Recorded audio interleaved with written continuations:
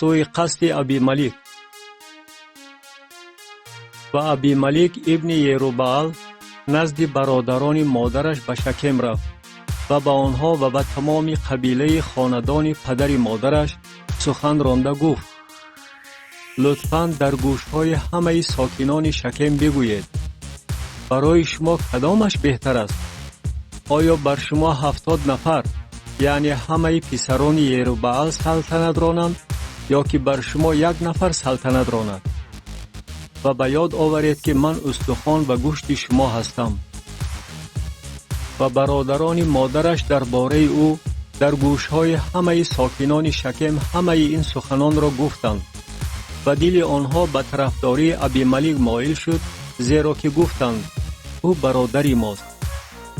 و از خانه بعلبریت 70 سیخ نقره به او دادند.